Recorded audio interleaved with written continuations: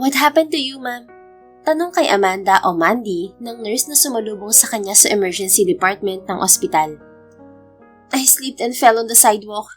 Nakangiwing sagot ni Mandy sa nurse na hula niya ay Pinoy din tulad niya. Galing sa trabaho si Mandy ng gabing yon. Malakas ang buhos ng niebe paglabas niya ng gusali kung saan siya nagtatrabaho, kaya nagmamadali sana siyang makauwi. Subalit dahil sa pagmamadali niyang makasakay ng taxi ay nadulas siya sa gilid ng kalsada. Resulta kung bakit napunta siya sa ospital. Did your head hit the pavement? Tanong ng nurse. No, nothing hurts except for my right ankle and my butt. Nagpapasalamat siya na bukod sa suot na coat ay makapal ang pants niya, kaya hindi naman nalamog ang kanyang puwet. Thank God I only suffered the sprained ankle. Sa tinagal-tagal ko dito sa US, ngayon lang ako nadulas sa labas. Buti na lang wala masyadong nakakita ng katangahan ko. Mahinang sambit niya matapos siyang tingnan ng ER doctor. Bukod sa pilay sa kanyang kanang paa, ay wala siyang ibang tinamong pinsala sa ibang parte ng katawan. Napangiti ang nurse na naglalagay ng bandage sa paa niya. Doon ay nakumpirma nga niyang Pinay ito. Aksidente naman yun, ma'am. Anang nurse na ikinatawa na rin niya sa kabila ng nararamdamang kirot sa paa. Sa Pilipinas isinilang at lumaki si Mandy. Subalit pagdating niya ng kolehiyo ay nagtungo siya ng Amerika para mag-aral sa isang prestihiyosong universidad sa naturang bansa. Pagkatapos makapagtapos ay sa Amerika na rin siya nakapagtrabaho. Sa kasalukuyan, isa siyang sports journalist sa tanyag ng media company na NBC. Mahigit isang dekada na si Mandy sa Amerika. Madalang na siyang umuwi ng Pilipinas dahil sa Amerika na siya permanenteng nakatira. Isa na kasi siyang citizen doon. Umuwi na lang siya sa Pilipinas para dalawin ang puntod ng mga magulang. Pareho ng pumanaw ang mga magulang niya. 12 taong gulang siya nang mawala ang ina, habang 20 taong gulang naman siya nang mawala ang ama. Ma'am, you need to call someone from your family to inform them you're here. Wika kay Mandy ng nurse. Ang security personnel lang kasi ng gusaling pinagtatrabahuhan ang nagdala sa kanya sa ospital. Naku, paano yan? I don't have a family here. I'm all alone in my apartment. How about your emergency contact, ma'am? You need someone to pick you up here. Hospital protocol po, ma'am. Bumuntong hininga si Mandy at inilabas ang kaniyang cellphone. Isa lang ang emergency contact number na nakasave sa cellphone niya. At hindi niya alam kung nasa New York ang taong yun. Kinagat niya ang ibabang labi at idinayal ang numero ng matalik na kaibigan. Mandy, hey, napatawag ka. Bumungad sa kanya ang malalim na boses ni Bradley Buenavista. Bradley, pasensya na sa istorbo. Nandito kasi ako sa ospital at... What? You're in the hospital? Putol nito bago pa man niya matapos ang gustong sabihin. Halata sa boses nito ang pag-aalala. Oo, nandito ako sa ospital. Nadulas kasi ako sa labas ng Comcast building kanina. Okay naman ako dito sa ospital pero hindi ako makakauwi kapag walang sumundo sa akin. Anya at sinabi rito ang pangalan ng ospital kung saan siya dinala ng security personnel ng gusaling pinagtatrabahuhan. Okay, I'll be there, Mandy. Wait for me. Tila nagmamadaling sagot nito. Nandito ka sa New York, Bradley? Obviously. Even if I'm not here in New York, I'd fly my ass out here just to get to you. May snowstorm kaya, Bradley? Paano ka makakalipad papunta dito? Ano ka, si Superman? Don't go sarcastic on me, woman. Just wait for me there, okay? Sa kabila ng nangangastigong boses nito ay napangiti lang si Mandy. Take care, Bradley. Huwag ka magmamadali. Okay lang ako dito, promise. Hindi ako mapapatawad ng konsensya ko kapag ikaw naman ang naaksidente. Bumuntong hininga ito. I will take care of myself, Mandy. Don't worry. Nakangiti pa rin si Mandy nang ibaba niya ang cellphone. Sino yung emergency contact mo, ma'am? Boyfriend mo? Ang ganda ng ngiti mo eh. Nakangiting tanong sa kanya ng Pinay na nurse. Ay, hindi ko boyfriend yun. Kaibigan ko lang. Best friend. Wala akong boyfriend. Talaga, ma'am? Sa ganda mong yan, wala? Tila hindi naniniwala ang anito. Hindi na bago kay Mandy na mapuri ang itsura niya. Nasa elementary at high school pa lang siya ay madalas na siyang muse sa klase. Nang mapunta siya sa Amerika ay lalong napansin ang ganda niya.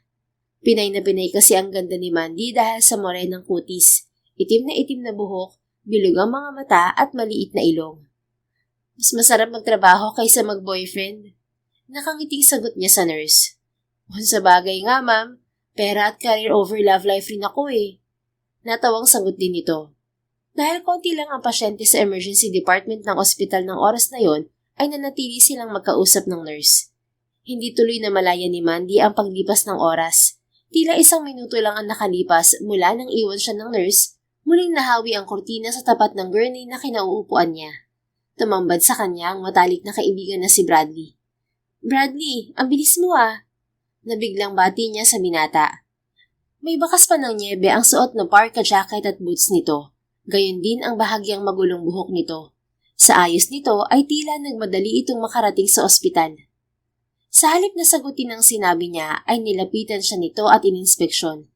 Hinawakan nito ang mga braso niya, ang magkabilang balikat niya, pagkatapos ay sinapo nito ang mukha niya. "Are you okay, Mandy?" Masuyo at puno ng pag-aalalang tanong ni Bradley. "Okay lang ako, naspray lang to pa ako." Kunot ang noong hinawakan niya ang kamay nitong nasa mukha niya. "Ang lamig ng kamay mo, Brad." "I'm sorry, I forgot to wear gloves." "Ha? Nakalimutan mo? Ang lamig-lamig sa labas." "Well, I was shit worried about you, Amanda." Sagot nito at ibinaba ang tingin sa paa niya. "Tell me exactly what the hell happened earlier." Umuso siya at inilahad dito ang buong detalye ng pagkaka-ospital niya. Nanliit ang mga mata nito. "Why are you still in the office at 8 in the evening? Didn't you hear from the news that there'll be a snowstorm tonight?" "May mga tinapos kasi akong trabaho kaya ginabi ako." Katwiran niya. Nang araw na yun kasi ang huling araw niya sa trabaho bago ang bakasyon niya. Sa susunod na linggo kasi ay uuwi si Mandy ng Pilipinas. Balak niya personal na dalawin ang puntod ng ama sa birthday at death anniversary nito. "Sana tinawagan mo na lang ako para nasundo kita sa opisina mo." Ani Bradley. Hindi ko naman po alam na nandito ka na sa New York. Akala ko nasa shuttle ka pa." Isang engineer si Bradley. Sa kasalukuyan, ang binata ang namamahala sa construction firm na pag-aani ng pamilya ng ina nito. Kaya naman kung saan saang lugar ito napapadpad para sa mga business meeting at conference na dinadaluhan nito. Bumuntong hininga ang binata. "I've already been back in New York since last night. I'm sorry I forgot to inform you." "Ano ka ba? Okay lang, Bradley. Alam ko naman kung gaano ka nakabisi ever since ma-appoint kang CEO ng kumpanya nyo.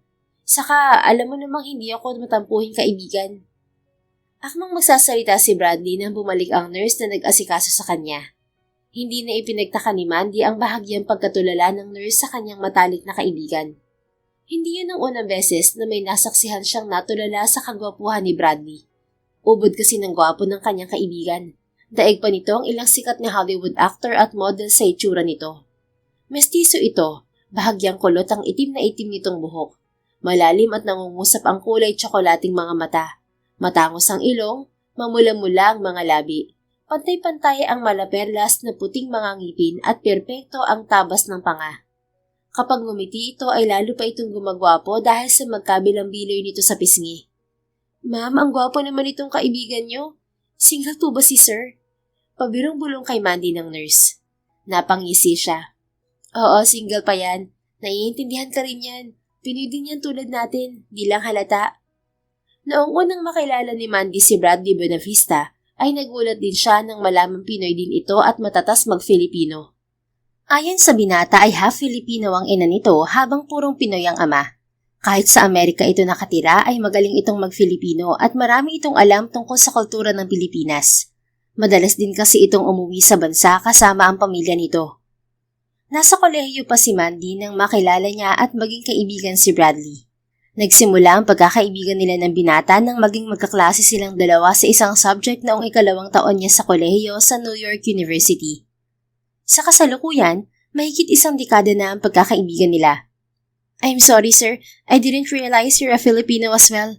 Tila hiyang-hiyang baling ng nurse kay Bradley na nakatayo at nakapamulsa sa tabi niya. "It's okay, but I'm not just Mandy's friend. I'm her ex-husband." Sagot ni Bradley. Namilig ang mga mata ng nurse. Si Mandy naman ay binigyan ng matalim na tingin ng kaibigan.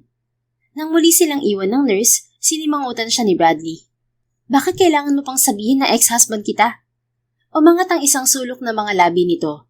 "Because it's true. I'm your ex-husband, Mandy." "Pero hindi ba napag-usapan na natin na hindi natin sasabihin yun sa iba? Saka mas matagal kitang kaibigan kaysa asawa." Tulad ng sinabi ni Bradley, dati silang mag-asawa ng binata. But their marriage was not a typical marriage. Walang pagmamahal sa pagitan nila ng lalaki. Nagpakasal lang sila ni Bradley upang mapabilis ang pagkakaroon ng US citizenship ni Mandy. 4 na taon silang nanatiling kasal sa isa't isa at nang mag-rat ang kanyang citizenship, naghiwalay na rin silang dalawa. Obvious na crush ka ng Nurse Bradley. Baka isipin niya ang tanga ko kasi pinakawalan ko ang ganyan kagwapong lalaki. Hindi niya alam for business purpose lang naman ang kasal natin. Nakangusong dugtong niya na bahagyang ikinatawa nito. Sus, natawa siya Gustong-gusto talaga yung pinupuri eh. Tukso niya. Nakangiti pa rin si Bradley nang magsalita. Shut up, Mandy. May kasalanan ka sa akin. Ha? Anong kasalanan ko sa'yo? You made me worry. Sabi ko naman sa'yo, Brad, ayos lang ako. Ikaw ang may kasalanan na nag-alala ka. Sumimangot ito. How can you laugh after all this, Mandy? Nasaktan na nga ako, magmumukmuk pa ako. Dapat itawa ko na lang ang nangyari sa akin. Kaya ikaw, engineer, ngumiti ka na lang dyan ulit. Nakakapangot kapag nakasimangot. Imposibleng pumangit ako. Grabe, hanggang dito sa loob ng ospital umabot ng snowstorm. Pabirong wika niya at niyakap ang sarili. Nang muling matawa si Bradley ay napangiti siya. Hindi nagtagal ng 1 oras ay nakalabas na sila ni Bradley sa ospital. Dahil injured ang isa niyang paa, binuhat siya ng binata patungo sa sasakyan nito. Saan tayo pupunta, Brad? Tanong ni Mandy nang makitang hindi ang daan patungo sa apartment niya ang tinatahak nito. We're going to my apartment, Mandy. You'll stay with me. Ha? Bakit? Doon na lang ako sa apartment ko. Sa tingin mo, pababayaan kitang mag-isa doon? You're injured and alone in the middle of a snowstorm. You're staying with me. Fine. Nakangusong sagot niya. Wala kang babae sa apartment mo? Wala. I'm all alone there. Nagangat siya ng kilay. Really? Anong nangyari dun sa latest na dinidate mo? Sino nga yun? Yung model influencer na ambassador ng UNICEF? Kolehiyo pa lang sila ay hindi na nawawalan ng babae si Bradley. Sa gwapo ba naman nito, mga babae na ang kusang lumalapit dito. Subalit hindi tulad ng mga babaeng nagkakagusto sa lalaki, immune si Mandy sa kagwapuhan ng kaibigan. Isa yun sa mga dahilan kung bakit sila naging magkaibigan nito. I only dated Agnes a few times, Mandy. Alam mong hindi rin ako nagdadala ng babae sa apartment ko. Sagot sa kanya ng binata. Grabe, pang-ilan na yung Agnes na yun sa mga dinate mo simula nang mag-grant ang divorce natin? Panli man na ba? Bumawi ka talaga Sa bagay, ilang taon ka rin walang babae nung kasal ka sa akin. Noong kasal pa sila ni Bradley, hindi niya pinigilan ang binata kung pasikreto man itong makipag-date sa iba. Subalit ayon dito ay hindi nito gagawin yon dahil kahit hindi totoo ang pagsasama nila ay may respeto ito sa kasal na naganap sa kanila. Kaya naman nang matapos ang pagsasama nila bilang mag-asawa 8 buwan ang nakalilipas, hindi na masyadong ipinagtaka ni Mandy ang sunod-sunod na pakikipag-date ng kaibigan. Pang-4 lang, Mandy. Pagtatama nito. Kailan ka naman kaya magseseryoso sa relasyon ha, Bradley? Ikaw na lang ang wala pang pamilya sa mga kapatid mo, Pareho na kasing may sariling pamilya ang 2 nakatatandang kapatid nito. Kung makapagtanong ka ng ganyan sa akin, ikaw naman tong wala pang boyfriend hanggang ngayon. Nakaangat ang kilay na sagot nito pabalik. Magkaiba tayo. Ikaw, ayaw mo pang magseryoso. Ako naman, wala talaga akong balak na magseryoso at lumagay sa tahimik. Sa edad na 30 ay single pa si Mandy. Nagkaroon siya ng ilang relasyon noong nag-aaral, subalit walang nagtagal sa mga yon. Hindi kasi siya naniniwala sa pag-ibig. Siguro'y dahil lumaki siyang hindi nasaksihan yon sa mga magulang. Napilitan lang kasing magpakasal sa isa't isa ang mga magulang niya dahil aksidenteng nabuntis ang mommy niya sa kanya. Kahit kasal na ang mga magulang, walang nabuong pagmamahal sa mga ito. Noong 7 taong gulang si Mandy ay iniwan siya ng ina sa daddy niya upang sumama sa lalaking mahal nito. Hindi naman nag-asawang muli ang kanyang ama dahil ayon dito ay kontento na ito sa trabaho at sa kanya. You won't change your mind? Paano kung bigla ka na in love? Tanong ni Bradley. I won't. Paano ako mai-inlove? Hindi nga ako naniniwala dun. Nakangising sagot niya bago minuksan ang stereo ng sasakyan. Paano yan? Akala ko ba gusto mong magkaroon ng anak? Nabanggit niya kasi noon kay Bradley na kahit na wala siyang balak na mag-asawa ay gusto niyang magkaroon ng anak balang araw. Hindi naman problema yun. Pwede naman ako magkaroon ng anak na hindi nag-aasawa. Hindi na nagkomento pa si Bradley hanggang sa makarating sila sa apartment nito. Higit na malaki ang apartment ng binata kaysa sa kanya. Kusina lang nito ay kasing laki na yata ng buong apartment ni Mandy. Bradley, ba't hindi mo pa ako binababa? Nandito na tayo sa apartment mo. Komento niya sa binata. Pagbaba nila ng sasakyan nito ay muli siyang binuhat ni Bradley hanggang sa makarating sila sa apartment nito. Ikaw na tong binuhat ko o ikaw pa tong nagre-reklamo? palatak nito. Idiniretso siya ng binata sa kusina. Pagdating doon ay inilapag siya nito sa malaking beanbag na naroon. Concern lang ako, hindi ka ba nabigatan sa akin? I don't spend time in the gym for nothing, Mandy. Anito at hinubad ng suot na parka. Sa ilalim na yon ay suot nito ang isang long sleeve button-up. Humuso si Mandy nang makitang bakat ang magandang katawan ng binata roon. Oo na, ikaw na may magandang katawan, Bradley. Natawa ito bago inililis ang manggas ng pang-itaas hanggang sa siko. You still haven't had dinner, right? What do you wanna eat? Napangiti siya. Gusto ko sana ng pesto pasta. Ipagluluto mo ba ako? Kaya nga nagtanong ako. But before that, let's ice your ankle first. Anito at sinulyapan ng injured na paa niya. May mainit na humaplos sa puso niya. Thank you, engineer. The best ka talaga. Hindi lang pogi, maasikaso pa. Talaga namang ang swerte ko sa'yo. Gusto ko rin pala ng hot chocolate, Bradley. Hindi mo ako kailangang bulahin para igawa kita ng hot chocolate. Hindi naman kita binubola Pero sarapan mo ang timpla Masusunod, mahal na prinsesa. Sagot nito na ikinatawa na lang niya. Ilang sandali pa pagkatapos nitong dikitan ng ice pack ang bukong-bukong niya ay inabot nito sa kanya ang mug ng mainit na tsokolate. Sinserong ngumiti si Mandy. Thank you, Brad. Yung sinabi ko kanina, totoo yun. Ang swerte ko na ako ang best friend mo. Hindi magiging madali ang buhay ko dito sa New York kung hindi dahil sa'yo. So, thank you. Simula nang makilala ni Mandy si Bradley at naging magkaibigan sila, kailanman ay hindi niya naramdaman na mag-isa siya sa bansang yon. Marahang ngumiti si Bradley. You're welcome, Amanda. I'm lucky to have you too in my life. Ngumiti siya at sumimsim ng tsokolate. Ito naman ay inabala ang sarili sa pagluluto. Habang umiinom si Mandy ng tsokolate ay iginala niya ang tingin sa kusina. Sa loob ng 4 na taon, habang kasal siya kay Bradley ay sa apartment na yun sila tumira. Walang nagbago ron mula nung umalis siya roon 8 buwan ang nakararaan. Iyon ang unang beses na nakabalik siya sa apartment pagkatapos ng divorce nila dahil laging wala sa New York ang binata. Si Tita Vanessa at Tito Andrew, kamusta pala? Tanong niya kay Bradley na ang tinutukoy ay ang mga magulang nito. Sa New York din nakatira ang mga magulang nito. Sa katunayan ay ilang beses na siyang nakapunta sa malawak na bahay ng mga magulang nito sa Bronx. Kilala siya ng ginang at ginoo bilang matalik na kaibigan ng binata. Nasa Pilipinas sila ngayon. Magpapabinyag si Kuya Brennan 2 weeks from now. Anito na ang tinutukoy ay ang ikalawang kapatid nito. Uuwi ka rin? Tumikhim to. My family wants me there, so yes. Kailan ang flight mo? Sasabay na lang ako sa'yo. You can't travel alone with that state of yours. Grabe ka naman, Bradley. Kung makapagsalita ka, parang nalumpo ako Grade 1 sprain lang naman to. Sabi ng doktor, 2 to 3 days lang, wala nang pamamaga. Still, mas okay pa rin na sabay na tayo ang umuwi. Kailan nga ang flight mo? 10 days from now, sa Vallejo Airlines, pero economy seat lang. I'll ask my secretary to buy ticket with the same flight as yours. I'll move your seat to first class. Iba talaga itong si engineer. Big time masyado. Ang swerte ko naman talaga. Nakangising tukso niya. Ang laki ng sahod mo sa NBC, Mandy. Kaya mong kumuha ng business class na ticket. Kuripot ka lang talaga.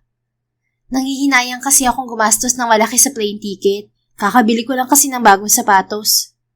Simula noong makapagtrabaho si Mandy ay nahilig na siya sa pangongolekta ng mga sapatos. 2 lang naman ang paa mo pero mahigit 100 yata ang sapatos mo.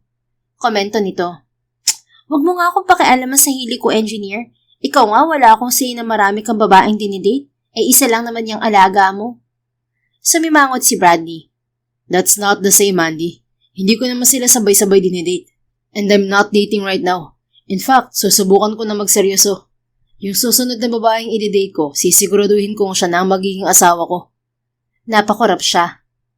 Talaga? Seryoso ka na dyan, Bradley? I am, Mandy. Seryosong sagot nito bago inilapag sa harap niya ang plato ng pasta. Napatitig siya sa binata. Hindi niya maintindihan kung bakit parang big deal sa kanya na magseseryoso na sa pakikipagrelasyon ng binata. Subalit sa halip na magsalita ay ibinaling na lamang niya ang atensyon sa pagkaing nasa harapan niya. Sinaluhan din siya ng binata sa pagkain.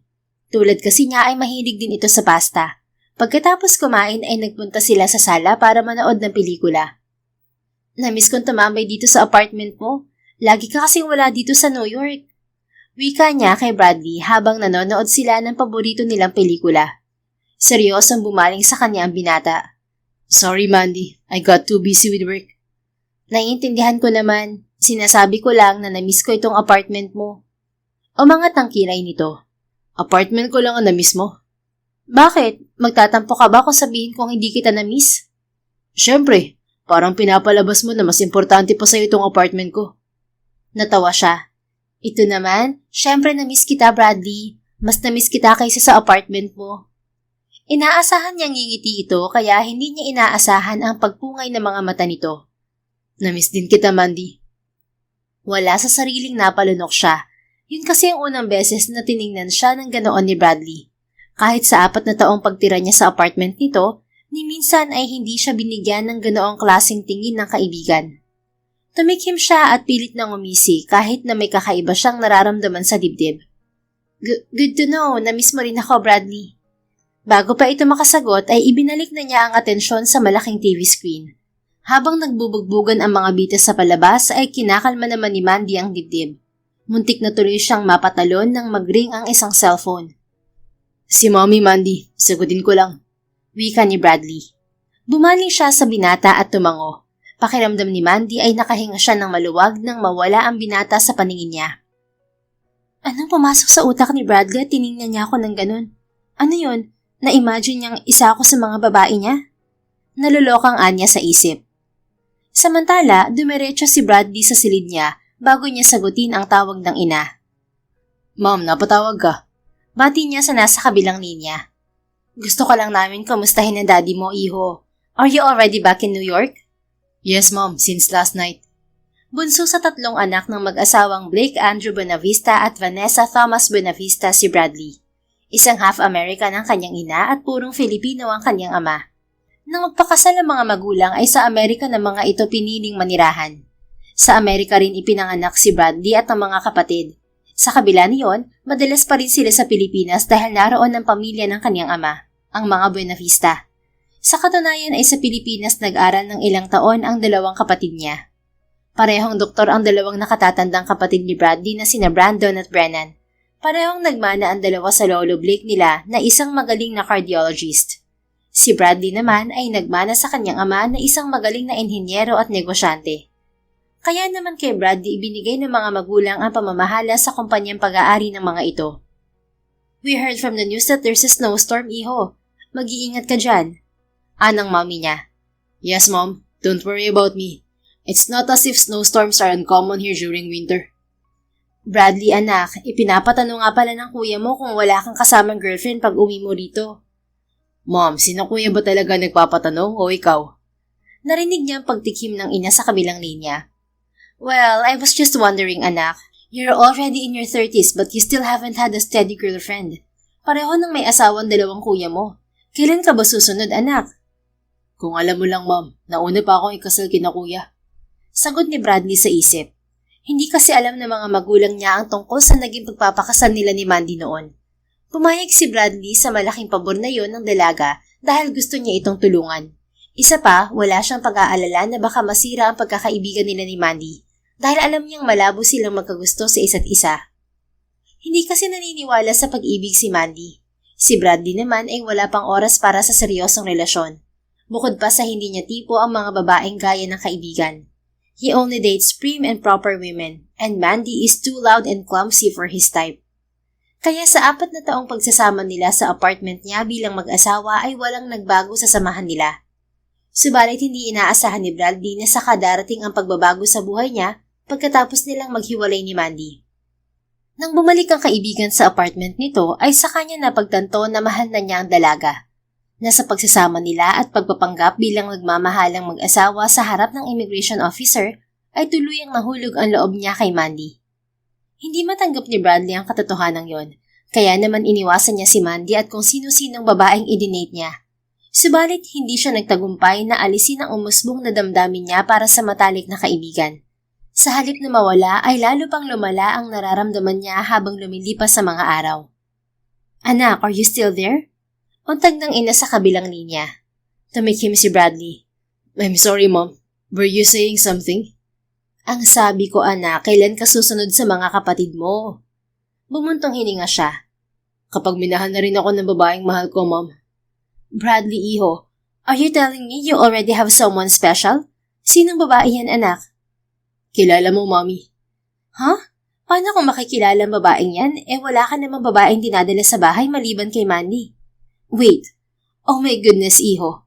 Are you telling me you're in love with Mandy? Your best friend? Yeah, I'm in love with her, Mom. Napapaos na pag-amin ni Bradley sa ina. Malakas na suminghap ang nasa kabilang linya. Kailan pa to, anak? Akala ko Mandy was just your friend and nothing more. Pagak siyang natawa. Akala ko rin, Mom. But one day, I just woke up and realized I'm in love with her. Hindi ko akalain na pwede palang mangyari yun. Oh, nothing is impossible when it comes to love, anak. Nasabi mo na ba kay Mandy ang nararamdaman mo? Umiling siya kahit hindi nakikita ang ina. It's not that easy, Mom. I don't want to ruin our friendship. Alam kong walang nararamdaman sa akin si Mandy. She doesn't even believe in love. Then make her believe in love, iho. Like what I've just told you, nothing is impossible. In life and in love. So make her fall in love with you. Show her that falling in love with you would be the best thing she'd ever experience in life. Ipakita mo kay Mandy kung paano magmahal ang mga Buenavista. Napangiti siya sa mga sinabi ng ina. He was grateful for having a supportive family around him. Thanks, Mommy. Kung kailangan mo ng tulong, iho, nandito lang kami. Itong Kuya Brennan mo, magaling sa panliligaw to. Pwede ka magpaturo. Pagpapatuloy nito na nakapagpangiti sa kanya. Ilang sandali pa silang nag-usap ng mommy niya bago siya nagpaalam dito. Pagbalik niya sa sala ay naabutan niyang nakatulugan na ni Mandy ang panonood ng TV. Bahagya pa itong nakanganga. Ang sarap naman ng tulog mo, babe. Naaaliw na sambit niya habang pinagmamasdan ng dalaga. Maingat na inalis niya ang cold compress na nasa paa nito bago ito binuhat. Bradley, bakit lumulutang ako ha? Anong nangyayari? Naaalimpungatang sabi nito. Nakapikit pa rin ang mga mata. Shh, just continue sleeping, Mandy. I'm carrying you to your room. Grabe, ang lakas mo talaga, Bradley. Sisiw lang sa'yo na buhatin ako. Para kang si Superman. Sakto, may dimples ka rin. Kulang na lang sa'yo, salamin, para kamukha mo na si Clark Kent. Bahagya siyang natawa. Kahit tulog ay nagagawa pa nitong magkomento. Mas gwapo pa ako ron, Mandy. Wika niya kahit hindi naman siya nito narinig. Naghilig na kasi ang dalaga. Maingat na dinala niya si Mandy sa silid na tinuluyan nito noong dito pa ito nakatira sa apartment niya. Matapos niyang ibaba sa kama ang dalaga, sa halip na iwan ito ay pinagmasdan pa niya ang mukha ng babaeng hindi niya inaasahang mamahalin niya. Bumuntong hininga si Bradley. I'm sorry kung iniiwasan kita noong mga nakaraang linggo at buwan, Mandy. Sinadya kong hindi magpakita sa'yo dahil gusto kong mawala tong nararamdaman ko para sa'yo. But I felt big time, Mandy. I realized I'm already hopelessly in love with you. Ang tanga ko dahil kung kailan hiwalay na tayo, saka ako napagtanto na ikaw ang babaeng gusto kong makasama sa habang buhay. Na yung babaeng hinihintay ko, all along ay nasa tabi ko lang pala. Litanya niya sa isip. Ngayong kasama niyang muli si Mandy, alam ni Bradley na hindi na niya matatakasan pa ang damdamin niya para sa dalaga. Susundin niya ang payo ng kanyang ina. Gagawa siya ng paraan upang makuha rin niya ang puso ng babaeng minamahal. He will make Mandy believe in love. He will make his best friend fall in love with him. I'm in love with you, Mandy.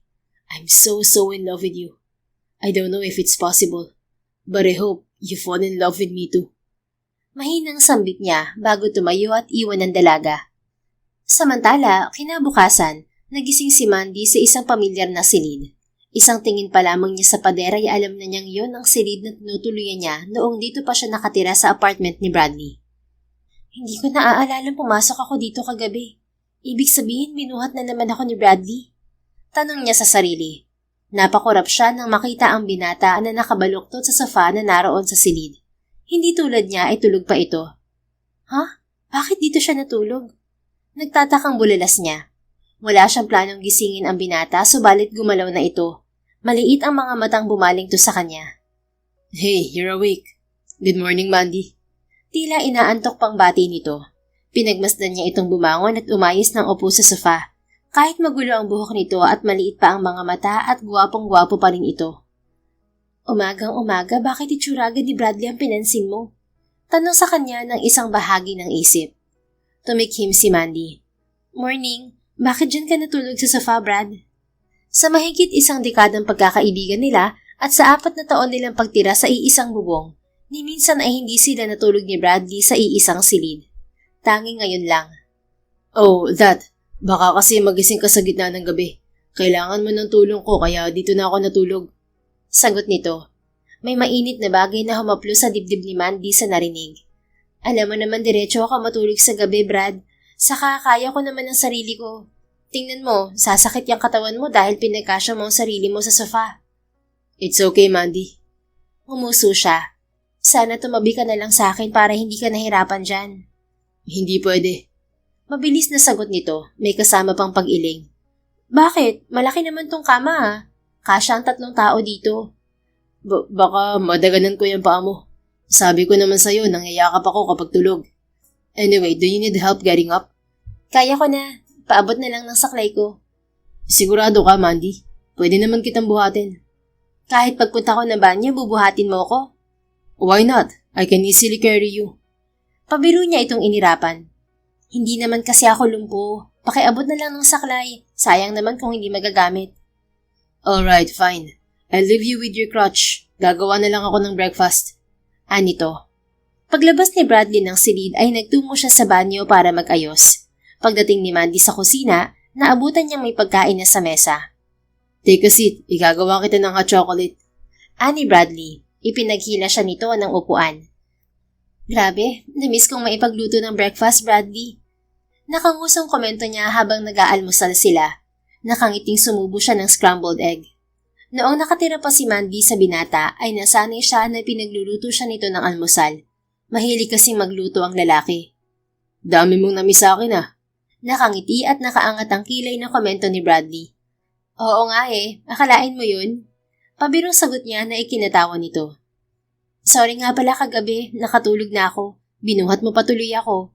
Nilalabanan ko ang antok ko pero parang ang tagal mo bago bumalik. I'm sorry, may pinag-usapan lang kami ni Mommy. Speaking of her, may pabor sana akong hingin sa'yo, Mandy. Natigilan siya nang makita ang biglang pagseryosa ng mukha ng binata. Anong pabor? Tumikhim to. I need you to pretend to be my wife in front of my family in the Philippines, Amanda. Muntik na siyang masamid sa iniinom na tsokolate. Ha? Anong sabi mo? Gusto mong magpanggap ako na asawa mo? Sa harap ng pamilya mo? Bakit? Mom and I talked last night. She wanted me to get married soon. Sinabi niya na kapag wala akong ipinakilalang babae sa kanya, ipakakasal niya ako sa anak ng kaibigan nila ni Dad pagbalik nila dito sa New York. Napakurap-kurap si Mandy. Kumunot ang noo. Magagawa ni Tita Vanny yun? Sa pagkakakilala niya sa ginang, wala sa ugali nito na pipilitin nitong ipakasal ang anak sa babaeng hindi mahal. You don't know my mother when she's desperate, Mandy. She's desperate for me to get married. That's why I panicked last night. I told her that I'm already married. To you. Ha? Sinabi mong kasal ka sa akin? Yes. Now I need you to pretend to be my wife in front of my family. Kailangan kitang iharap bilang asawa ko sa pamilya ko pag uwi natin ng Pilipinas. Limunok siya. Teka Bradley, parang hindi ko yata kaya yan. Why not? Nagawa na natin to, hindi ba? We pretended to be a loving couple in front of those immigration officers years ago. Iba naman tong pamilya mo, Bradley. Nakakakonsensya na lokohin si na Tita Vanessa. Saka, sa tingin mo maniniwala sila na in love tayo sa isa't isa? I've been your best friend for years, Brad. Bakit naman hindi sila maniniwala? We'll just tell them that one day, I woke up and I realized I'm in love with you, Mandy. At hindi kita tinigilan hanggang sa mahulog din ang loob mo sa akin. Hindi mo naman ako type eh. Ilang beses mo kayang sinabi yan dati. It's true, you're not my type. But that didn't stop me from falling for you, Amanda. Sagot nito habang diretsyong nakatingin sa mga mata niya. Hindi maintindihan ni Mandy kung bakit tila may kumistot sa dibdib niya. Tila mapapaso siya sa tingin ni Bradley. Naalala niya tuloy ang mapungay na mga mata nito kagabi. Huwag mo nga akong tingnan ng ganyan, naaalibad ba rin ako? Saway niya rito. Umiti ito bago nag-angat ng kilay. Give me an answer first, Mandy. Pumapayag ka na bang magpanggap na asawa ko? Humuso siya at tumango. You know I won't say no to you, Bradley. Magrereklamo lang ako sa una pero hindi ako tatanggi. Hindi niya kayang tanggihan ng kahit na anong pabor na hingin sa kanya ni Bradley. Kung tutuusin ay baliwala ang pabor na hinihingi nito ngayon sa pabor na hiningi niya sa binata noon. Tila nakahinga ito ng maluwag sa sagot niya. Kumislap ang mga mata nito. Gumuhit ang ngiti sa mga labi. Thank you, Mandy. Sus, wala yun. Ako nga itong may malaking utang sa'yo, remember? Ikaw itong pinakasalan ako noon para sa citizenship ko. You don't owe me anything, Mandy. I'd willingly do that again for you. Muli ay may mainit na kamay na humaplos sa puso ni Mandy. Ako rin, Bradley. I'm willing to do everything for you. Buong pusong sagot niya na nagpangiti rito. Sa sumunod na mga araw ay nanatili si Mandy sa apartment ni Bradley. Dahil hindi pa gumaganda ang panahon ay sa laptop lamang ito nagtrabaho. 3 araw ang nakalipas, kahit na hindi patuloy ang gumagaling ang paa ni Mandy, ay kaya na niyang ilakad yun. Kaya sa pang-5 araw niya sa apartment ni Bradley ay nagpahatid na siya sa apartment niya. Sigurado ka bang kaya mo nang mag-isa? You can stay in my apartment until our flight next week. Baling sa kanya ni Bradley habang ipinagmamaneho siya nito pa uwi. Oo naman, wala na nga akong gamit na saklayo. Paano hindi ko pa kakayaning mag-isa? Sigurado ka? Ayaw mo ng free breakfast, lunch at dinner? Natawa siya. Ayaw mo talaga akong pauwiin ha? Halatang na-miss mo nga ako, engineer. Nagtagal ang mga mata nito sa kanya. I told you, na-miss talaga kita, Mandy. Sobra. Tumikhim si Mandy at pasimpleng nag-iwas ng tingin. Sa ilang araw na pananatili niya sa apartment ni Bradley, ay napansin niyang may kakaiba sa binata. Tila mas naging malambing at attentive ito sa kanya. Dahil nang siguro yun sa injured ka. Katwiran niya sa isip. Kailangan ko nang umuwi, Bradley. Baka inaagyo na yung apartment ko. Kawawa naman. Kung ako na lang kaya ang makitulog sa apartment mo. Sira, isa lang ang kwarto ko, no? I can sleep on your couch. Muli ay tiningnan niya ang mukha nito. Bakit ang clingy mo ngayon, Brad? Ngumiti ito. I told you, na-miss kita. Ilang buwan kitang hindi nakita, Mandy. Next time, magsasawa ka naman sa mukha ko kasi lagi tayong magkasama. Ako? Magsasawa sa mukha mo? Parang imposible yan. Napairap siya para itago ang hindi niya inaasahang pamumula ng muka. Ang kulit mo. Sige na, makita na lang tayo sa linggo sa JFK. Anya na ang tinutukoy ay ang International Airport sa New York. I'll fetch you on Saturday para sabay na tayo magpunta ng airport. Giit nito na tinanguan na lang niya. Sa sumunod na mga araw ay inabala ni Mandy ang sarili sa pag-aayos ng mga dadalhin sa ilang linggong bakasyon sa Pilipinas. Pagdating ng araw ng linggo, tulad ng sinabi ni Bradley ay sinundo siya ng binata sa apartment niya. Sabay silang nagpunta sa airport. Hey, you're wearing our wedding ring. Nakangiting komento ni Bradley habang magkatabi sila sa waiting lounge ng paliparan. Hinubad kasi ni Mandy ang suot na mittens kaya tumambad ang suot niyang singsing. Yun ang wedding ring nila noon ni Bradley. Oo nga hindi ko akalaing isusuot ko ulit tong singsing na to. Hindi ko pa namang ibenta. Pabirong sagot niya na ikinasimangot nito at ikinatawa naman niya. Siyempre joke lang naman yun. Remembrance mo kaya tong singsing na to? Buti yung sayo hindi mo nawala. Tulad niya ay nakita rin niya sa kamay nito ang wedding ring nila. Of course, I kept it safe. Ngumiti ito at hinawakan ng kamay niya. Napakurap si Mandy. Hindi yun ang unang beses na naghawak kamay sila. Subalit ngayon lamang niya naramdaman na tila may maliit na boltahe ng kuryenteng gumapang sa balat niya. Hey Bradley, bakit hawak mo ang kamay ko? Kunot ang noong tanong niya sa binata. Hindi ko ba pwedeng hawakan ang kamay ng misis ko? Nakangiting tanong nito. Ha? Anong misis mo? Well, remember, starting from now, you're married to me, Mrs. Buenavista. Napalunok siya. Ha? Teka, akala ko ba sa harap lang tayo ng pamilya mo magpapanggap? Nandito pa kaya tayo sa New York? But we're already here in the airport. Baka may makasabay tayong kakilala ng pamilya ko pauwi ng Pilipinas. So better be safe than sorry, right? Ngumuso at napatingin siya sa ilang tao na kasama nila sa VIP lounge ng Vallejo Airlines. Karamihan sa mga yon ay tila mga Pinoy din. Fine. Tanging nasagot niya kay Bradley. Kaya hanggang sa pagdating ng boarding nila, ay nanatiling hawak ng binata ang kamay niya. Pagkatapos ng mahigit 16 na oras na biyahe nila sa ere, nakarating sila sa Pilipinas. My parents are already waiting for us at the lobby. Anunsyo ni Bradley habang hinihintay nila ang mga maleta nila sa carousel conveyor. Ha? Bakit ngayon mo lang sinabi, Bradley? Natatarantang wika ni Mandy. Bakit? May problema ba? Meron. Hindi man lang ako nakapag-ayos Ang gulo pa yata ng buhok ko. Bahagyang natawa si Bradley. Akala ko kung ano na. Don't worry, maganda ka naman lagi, Mandy. Kahit 16 hours kang walang ligo. Napaingos siya. Ewan ko sa'yo, Bradley Buenavista. Totoo, Mrs. Buenavista. Maganda ka. Hinawakan nito ang mukha niya at masuyong inayos ang buhok niya. Hindi niya inaasahan ang ginawa nito kaya napalunok siya. Oo na, yung maleta natin nandyan na. Nang pakawalan siya nito ay wala sa sariling napahaplos siya sa buhok. Anong problema mo, Mandy? Pati paghawak niya sa buhok mo nagiging big deal sa'yo. Nagtatakang tanong niya sa sarili. There's my parents, Mandy. Ilang sandali pa ay sambit ni Bradley. Ilang metro pa lamang ang layo nila sa gate ay tanaw na niya ang mga magulang ni Bradley na sina Andrew at Vanessa Buenavista. Agad na ginapangan ng kaba sa dibdib si Mandy, lalo na nang makita niya ang banner na hawak ng daddy ni Bradley na may nakasulat na Welcome Home Newlyweds. Bradley, kinakabahan ako. Baling niya sa binata. Sandali itong huminto para humarap sa kanya. Masuyo itong umiti at pinisil ang isang kamay niyang hawak nito. Don't be, Mandy. We got this, okay? Just be your natural self. Fine. Hanggat ang ibabang labing tumango siya. Kinakabahan man siya ay alam niyang hindi siya pababayaan ni Bradley. Ilang hakbang pa ay kaharap na nilang dalawa ang mga magulang ng binata. Bradley, Mandy, welcome home mga anak.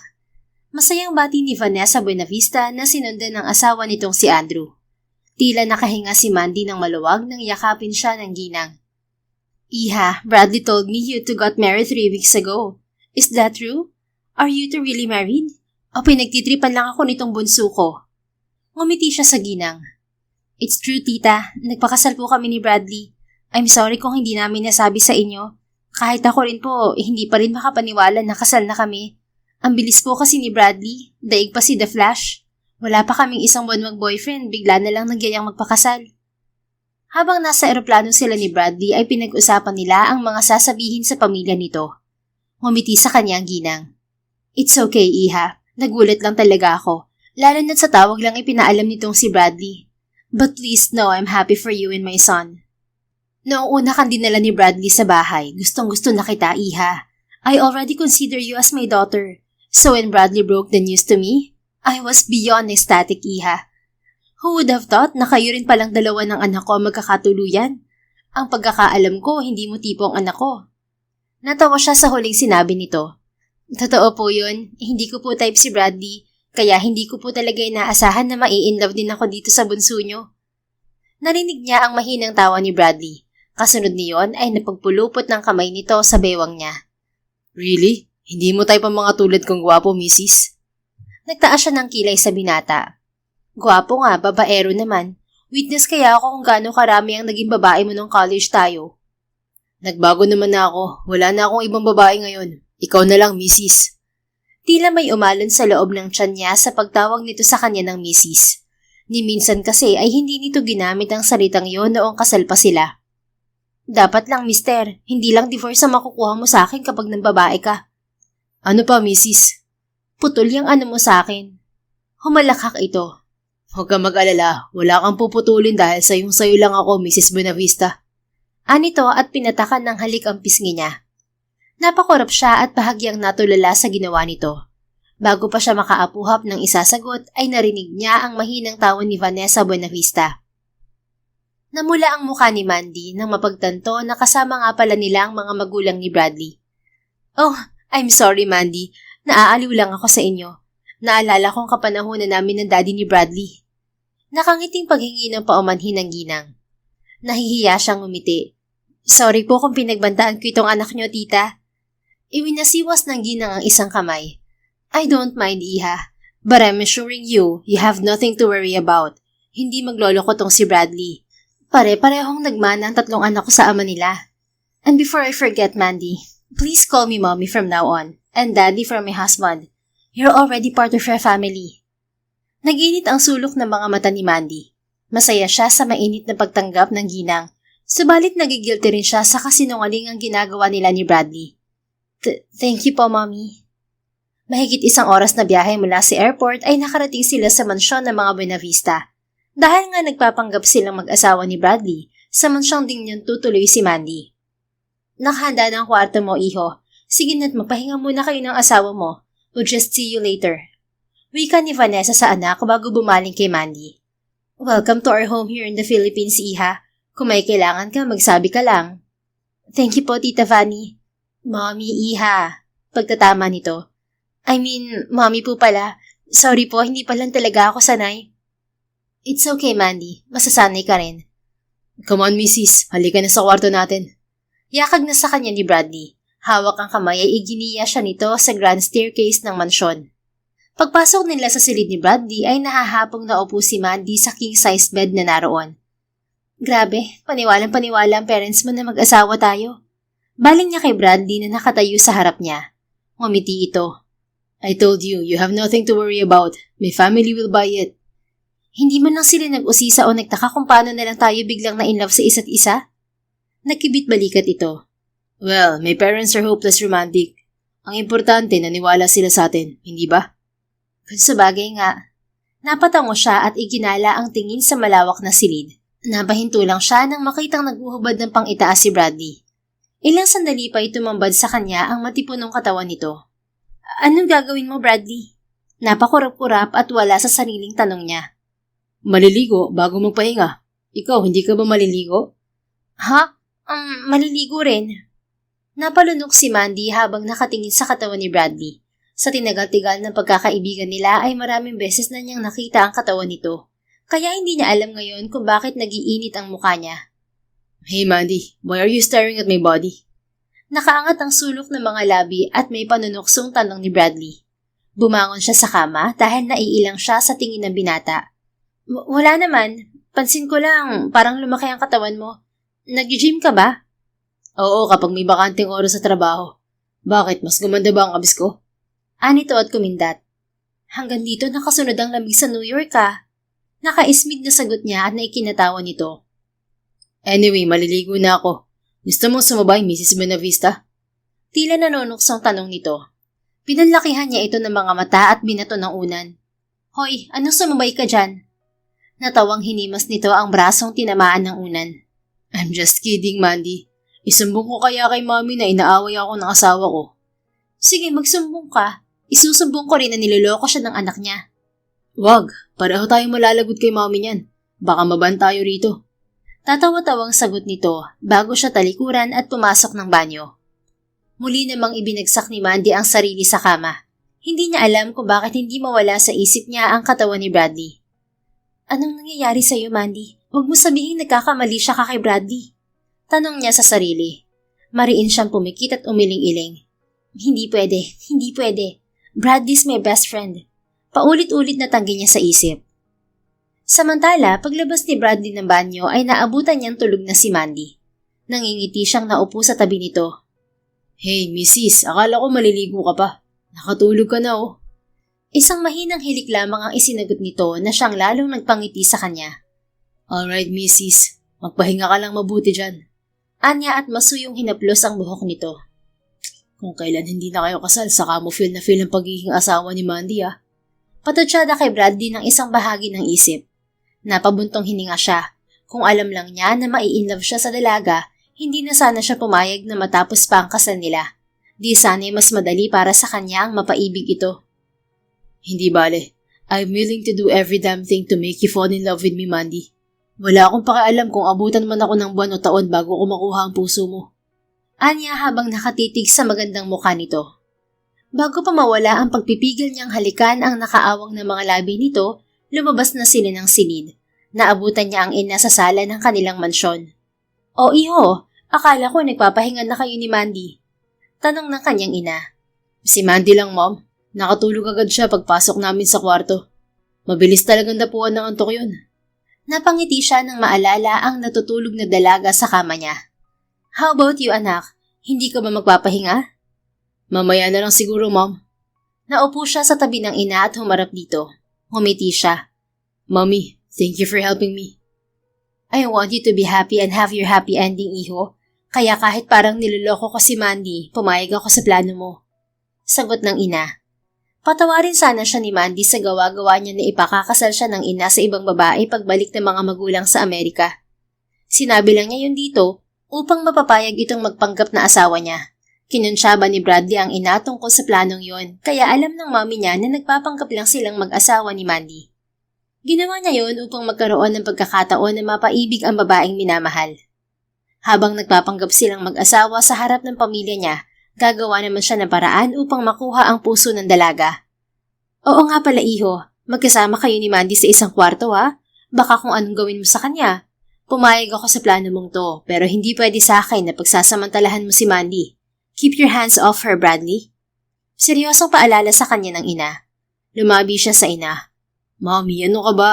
I respect Mandy. Hindi ko pagsasamantalahan ng babaeng mahal ko. Very good, iho. Huwag kang gagaya sa Kuya Brandon mo na nakabuntis na hindi pa kasal. Anang ina. Bago kasi nagpakasal ang Kuya Brandon at asawa nitong si Emma ay buntis na ang sister-in-law niya. At least Kuya is happily married now with her wife in Paxton. Anya na ang tinutukoy ay ang anak ng kapatid. Sumasang-ayong tumango ang ina. Yeah, but with you anak, I prefer if you and Mandy get married first, okay? Kaya please, no monkey business. Paano kung si Mandy ang manamantala sa akin, Mommy? Ang hirap yatang tanggihan nun. Pinandilatan siya nito. Aba, magpigil ka, iho. Sinasabi ko sa'yo, ingatan mo si Mandy. Yes, Mom. Don't worry, nagbibiro lang naman ako. Natatawang sagot niya. Asa pa akong pagsasamantalahan ako na babaeng yun. Napakamanhid. Ani Bradley sa isip. Samantala, ilang oras ang nakalipas, nagising si Mandy. Unang bumungad sa kanya si Bradley na nakaupo sa tabi niya. Good morning, Mrs. Nakangiting bati ng binata. Napakurap-kurap siya at bumangon. Ha? Umaga na? Sa pagkakatanda niya ay 11:11 lang ng umaga nang makarating sila sa mansyon ng mga magulang nito. I'm kidding. It's just 4 in the afternoon. Hindi pala ako nakaligo. Anya nang ibaba ang tingin sa suot. Paano? Tulog ka agad paglabas ko ng banyo. Malapat lang kasi ang likod mo sa malambot, tulog ka na. Nakangising tukso nito. Ikaw, nakatulog ka ba? Hindi. Anong ginawa mo? Binantayan ko ang asawa ko. Nag-init ang mukha niya sa sinabi nito. Anong binantayan? Ano ka, guardian angel ko? Seryoso nga, Bradley. Nakaupo ka lang dyan ng ilang oras? Natawa ito. Hindi, lumabas ako. I had a talk with Mom. Lumunok siya at tumango. Sige. Lumabas ka na ulit. Maliligo muna ako. Hindi pwedeng nandito ako habang naliligo ka, Mrs. Kailangan ko ng privacy, mister. Mag-asawa naman tayo Pinandilatan niya ito. Hoy, sa labas lang tayo ng silid na to mag-asawa, Bradley. Natawa ito. Alright, fine. I'll leave you here. Baba ka na lang pagkatapos. Naghanda si Mommy at mga kasambahay ng pagkain. May chicken sisig doon, paborito mo. Paglabas ni Bradley ay naligo si Mandy at nag-ayos. Inabot siya ng 1 oras bago lumabas ng silid. Pababa pa lang siya ng hagdan ay natanaw na niya si Bradley sa sala. Subalit hindi mag-isa ang binata. Naroon din ang mga kapatid nitong sina Brandon at Brennan kasama ang kanya-kanyang pamilya ng mga ito. Napatigil siya sa pagbaba subalit sinalubong na siya ni Bradley. Hi Mrs. Ang bango mo Nakangiting bati ng binata. Kinuha nito ang isang kamay niya. Nag-init ang pisngi ni Mandy subalit hindi niya ipinahalatang apektado siya sa sinabi nito. Siyempre, bagong ligo ako. Mas nakapagtataka naman kung mabaho ako, di ba? Nakangusong sagot niya. Natawa ito. Pero mabango ka naman talaga lagi. Mas mabango lang ngayon. Akma siyang sasagot ng isang bata ang narinig nila. Tito Bradley, is she Tita Mandy, your wife? Pareho silang bumaling ni Bradley sa 4 na taong gulang na pamangkin ng lalaki. Anak ito ni Kuya Brandon. Madalas kasing ibida sa kanya ni Bradley ang mga larawan ng mga pamangkin nito kaya kilala niya ang mga ito. Yes, Paxton. This is my wife, Tita Mandy. Nakangiting sagot ni Bradley. Ngumiti rin si Mandy sa bata. Hi, Paxton. Mas gwapo ka pala in person kaysa sa pictures. You've seen my pictures po? Tanong ng bata. Yes, baby. Your Tita Bradley always shows your pictures to me. You're so pretty po, Tita Mandy. Siyempre, Paxton. Magaling pumili ang tito mo Mayabang na wika ni Bradley na nagpatawa sa mga naroon at nagpainit naman sa pisngi ni Mandy. Binati rin siya ng mga kapatid ni Bradley at ipinakilala sa asawa ng mga ito na sina Emma at Rihanna. Nakipagkwentuhan sila sa mga ito hanggang sa magpaalam ang mag-asawang Brennan at Rihanna na pupunta sa nursery room para tingnan ang anak na natutulog. Ang mag-asawang Brandon at Emma naman ay nagpunta sa kusina. Naiwan sa kanila ni Bradley ang pamangkin nitong si Paxton. Tito Bradley, wala pa po kayong baby ni Tita Mandy? Tila kuryosong tanong ni Paxton. Wala pa, Paxton. Your Tita Mandy and I just got married. Sagot ni Bradley sa pamangkin. Bakit di po kayo nagkikiss gaya ni Mama at Papa? Namula ang mukha ni Mandy sa tanong ng bata. Natawa naman si Bradley. Nagkikiss kami ni Tita, hindi mo lang nakikita. Sagot ni Bradley at bumaling sa kanya. Di ba, Mrs.? Oo naman. Nagkikiss kami ng tito mo, Buxton. Can I see po, Tita, Tito? Pwede po kayo magkiss sa harap ko? Namilog ang mga mata ni Mandy. Hindi pwede, Buxton. Bata ka pa. Bawal magkiss ang adult sa harap ng kids. Pwede naman po. Mama and Papa kiss in front of me. Baka po di ka lang po love ni Tito. Isusumbong ko siya kay Lola. Muling namilig ang mga mata ni Mandy. Of course, love ako ng Tito Bradley mo, Buxton. Di ba, mister? Natataranta siyang humarap kay Bradley. Dahil pa yata sa pamangkin nito ay mabubuking sila. Ngumiti si Bradley sa pamangkin bago sinalubong ang tingin ni Mandy. Buxton, love na love ko si Tita Mandy mo. Sobrang love. Kaya nga ikikiss ko siya ngayon sa harap mo. Napalunok si Mandy sa narinig. Nagwala ang puso niya.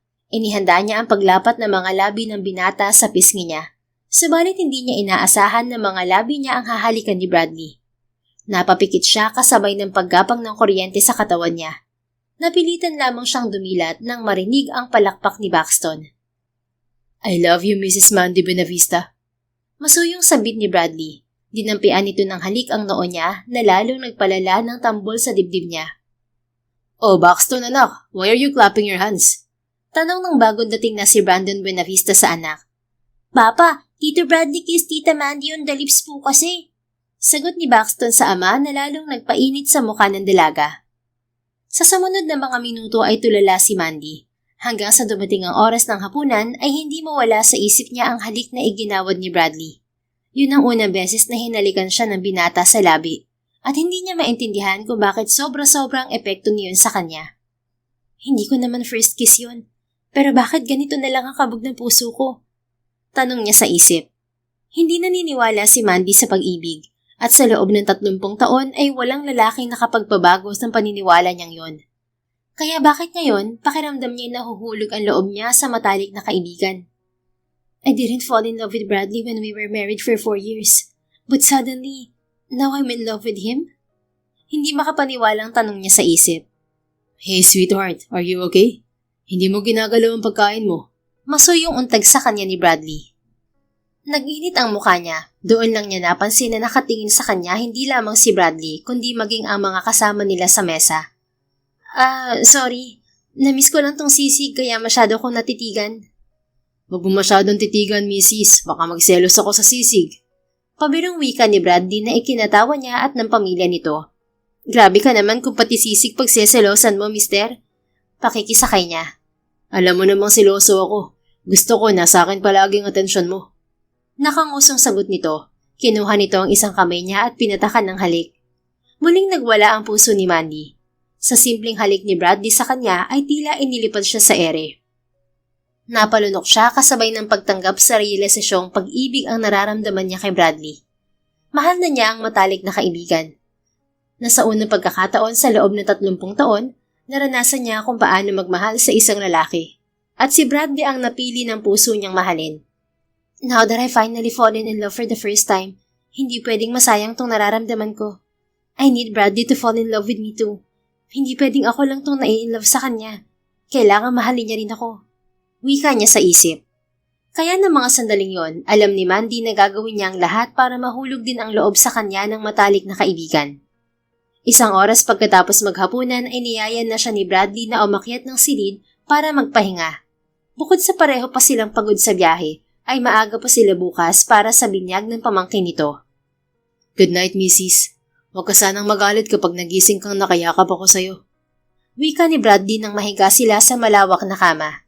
Hindi ako magagalit pero sisipain lang kita, mister. Sagot ni Mandy kahit ang totoo ay nagwawala ang puso niya sa ideyang yayakapin siya ng binata. In love ka nga talaga sa best friend mo. Akalain mo yun, darating ang araw na kapapanabikan mo ng mayakap niya. Tukso niya sa sarili. Humalakhak si Bradley. Basta wag malakas saka wag sa ano ko baka mabasag eh. Natawa siya bago ipinikit ang mga mata. Ewan ko sa iyong lalaki ka. Good night na nga. Good night again, Mandy. Masuyo ang boses na sambit nito na naghatid ng ngiti sa mga labi niya. Kinabukasan nagising si Mandy na siya ang nakayakap sa katawan ni Bradley. Nakaunan siya sa braso nito at nakapulupot ang kamay niya sa matigas na tiyan nito. Nag-init ang mukha niya kasabay ng pagwawala ng puso, subalit sa halip na lumayo sa binata, nanatili siya sa posisyong yun hanggang sa magising si Bradley. Good morning, Mrs. Masuyong bati nito sa kabila ng napapaos na boses. Good morning, mister. Kumikislap ang mga mata nito na mag-angat ng kilay sa kanya. Akala ko sisipain mo ko, pero ikaw tong nakayupo sa akin, no? Sa kabila ng pag-iinit ng mukha ay ngumuso siya. Bawal ba? Asawa mo naman ako Wala naman akong sinabing bawal. Pero Mrs., kumusta ang abs ko? Matigas ba? Ngumuso siya at dinama ang tiyan nito. Pwede na, mister. Ba't tunog na pipilitan ka? Parang sarap na sarap ka naman. Panunod yun nito. Ewan ko sa'yo, Bradley Buenavista. Babangon na nga ako at maliligo. Baka malay tayo sa simbahan. Ayon kay Brannan ay 10:00 ang simula ng binyag. Teka, payakap muna, Mrs. Ungot ni Bradley bago siya ikinulong sa mga bisig nito. Hindi kinwestiyon ni Mandy ang lalaki kung bakit umaakto itong ganoon kahit wala namang nakakakita sa kanila. Sa halip ay dinaman na lamang niya ang mainit na yakap nito. 3 oras ang nakalipas, nakarating sila ni Bradley sa simbahan kung saan bibinyagan ang 5 buwang gulang na anak ni Brennan. Doon ay nakilala ni Mandy ang ilan sa mga kamag-anak ni Bradley. Nice to meet you po, Tita Mandy. I'm Sandro po. Pakilala sa kanya ng 8 taong gulang na anak ng pinsan ni Bradley na si Alec Buenavista Gallego. Hi Sandro, ang gwapo-gwapo mo naman. Puri niya sa bata. Pansin niya na lahat ng nakikilala niyang kamag-anak ni Bradley ay pinagpala pagdating sa looks department. Talagang nasa genes na mga Buenavista ang pagiging maganda at gwapo. Thank you, Tita Mandy. I heard from Bradley you're a sports journalist at NBC? Tanong ng ama ng bata na si Alec. Yes, she is. My wife's so good at her job. She's the best sports journalist in NBC. May pagmamalaking wika ni Bradley sa mag-amang kaharap nila. The best talaga, mister. Grabe ka naman. Nahihiyang baling ni Mandy sa binata na nakahawak sa baywang niya. It's true. You're the best, Mrs. Ikaw ang pinakamagaling na sports journalist para sa akin. Masuyong sagot ni Bradley na nagpatalon sa puso niya. Tita Mandy, do you get to interview NBA players po? Singit ng batang si Sandro. Nakangiting tumango siya rito. Wow, you're so cool, Tita Mandy. Sino pong pinakamabait na NBA player? Marami sila eh. Sino na lang ang pinakagwapo? Nakangising tanong ni Alec. Si Zach Lavine siguro? Sagot niya. Sino mas gwapo, Mrs.? Ako o si Zach? Baling naman sa kanya ni Bradley. Siyempre si Zach Lavine. Nakangising sagot niya na ikinasimangot nito. Sus, wala ka pala, Brad. Taob ka sa NBA player. Kantyaw ni Alex sa pinsan na ikinatawa ni Mandy. Shut up, Alec. Nagbibiro lang ang asawa ko. Nakangusong humarap si Mandy kay Bradley. Hinawakan niya ang panga nito. Oo naman, mas gwapo ka sa kahit na sinong NBA player. Ikaw ang pinakagwapo at pinakahot na lalaki para sa akin, Engineer Bradley Buenavista. Ikaw din ang pinakamagandang babae para sa akin, Mrs. Buenavista. Masuyong sagot nito bago siya pinatakan ng halik sa mga labi. Pakiramdam ni Mandy ay tila nilusob ng mga paru-paro ang tiyan niya. Talaga naman dito pa kayo naghalikan sa harap ng anak ko. Reklamo ni Alec na ikinatawa ni Bradley at ikinainit ng pisngi ng dalaga. Pagkatapos ng binyag ay dumiretso sina Mandy at Bradley sa bahay ng kapatid nitong si Brennan dahil may salo-salong inihanda roon ang nagpabinyag.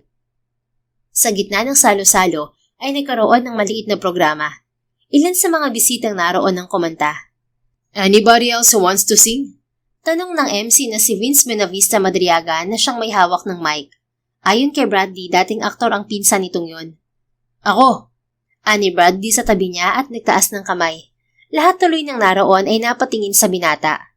Ha? Kumakanta ka? Napakurap-kurap na tanong ni Mandy. May boses naman ako, Mrs. Guwapo pa. Sagot ni Bradley na nagpatawa sa kanya. Hindi niya itatangging maganda nga ang boses nito dahil ilang beses na niyang narinig na kumanta ang binata. Sige, good luck, mister. Anya tinapik ang balikat nito. Wala bang kasamang kiss yung good luck mo, Mrs.? Nakangusong tanong nito. Mamaya na lang pagbalik mo. Sabi mo yan, Malaki ang ngiting sambit nito. Halika na dito, Bradley. Everyone, let's have a sound of applause para sa balikbayan engineer ng New York. Masayang anunsyo ni Vince sa mikropono. Napuno ng ingay ang paligid. Gustong magpasikat sa'yo ng kapatid ko, Mandy. Nakangising komento ni Brennan na nasa katabing lamesa lang nila. Natawa na lang si Mandy habang sinusundan ng tingin si Bradley. Napuno na naman ng mga naglili parang paru-paro ang tiyan niya. Kahit na alam niya nagpapasikat ng si Bradley sa pamilya nito, ay hindi niya napigilang hindi kiligin. Pagdating ni Bradley sa harap ay kinuha nito ang mic mula sa pinsan at diretsong tumingin sa kanya. I don't usually sing in front of a crowd, but today I want to sing for my very beautiful wife. This song is my wife's favorite song. Paborito niya to dahil madalas tong kantahin sa kanya ng papa niya. Mandy, sweetheart, this is for you. Tila may humawak sa puso ni Mandy nang magsimulang kantahin ni Bradley ang kantang Mandy ni Barry Manilow. Hey, Mrs., bakit teary-eyed ka? May pag-aalalang tanong ni Bradley nang makabalik ito sa tabi niya. Wala, naalala ko lang si Papa. Akala ko dahil napangitan ka sa boses ko eh. Sus, alam mo naman na walang pangit sa'yo. Suminghot siya at sinserong umiti. Thank you for singing my favorite song, mister. Kinuha nito ang isang kamay niya at masuyong hinalikan. Basta ikaw, Mrs. Come on, let's go. Puntahan na natin ang papa mo. Masuyo siyang tumango. Nagpaalam sila sa pamilya ni Bradley at sa mga kamag-anak nitong naroon. Ngayon kasi ang kaarawan ng ama ni Mandy, kaya dadalawin nila ito sa Manila Memorial kung saan ito nakalibing. Happy birthday dyan sa langit pa. Wika ni Mandy pagkatapos magsindi ng kandila sa puntod ng ama. Si Bradley naman ay inilapag ang bulaklak na dala nila.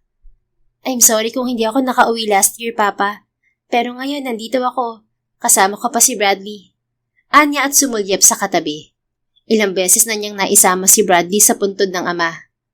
Hi, Tito Armando. Nandito po ulit ako kasama ni Mandy. Happy birthday po, Tito. Nagdala po kami ng paborito niyong wine. 2 to kaya mag-share kayo dyan sa taas, okay? Ani Bradley na ikinatawa ni Mandy.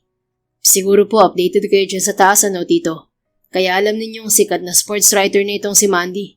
Na-interview na niya yung mga paborito niyong NBA player. Ang galing niya, di ba? Sigurado proud na proud kayo sa kanya. Kasi ako rin po, proud na proud ako kay Mandy. Pagpapatuloy ni Bradley. Nag-init ang sulok ng mga mata ni Mandy. Pinangarap niyang maging sports journalist dahil sa kanyang ama. Mahilig kasi ito sa sports at dahil lumaki siya sa poder nito, naging bonding nilang mag-ama ang panonood ng sports. Ang marinig na maging si Bradley ay pinagmamalaki siya ay nagpainit ng husto sa puso niya. Hey Mandy, what's wrong? Masuyong baling ni Bradley nang marinig ang pagsinghot niya. Namiss ko lang bigla si Papa. Masuyo nitong tinuyo ang pisngi niya. I'm sure namimiss ka rin ng papa mo. Ngumiti siya. Thank you, Bradley. Para saan? Sa pagsama sa akin dito. Sa pag-aalaga sa akin noong napilayan ako. Sa pagkakaibigan natin na umabot na ng mahigit 10 taon. Salamat sa lahat-lahat, Bradley. I don't think I'll be able to get where I am right now without you. Masuyo itong ngumiti. You're always welcome, Mandy. You know I will do anything for you. And I've got to thank you too for everything. Just like you, I won't be where I am right now without you. Thank you for teaching me how to love, Bradley.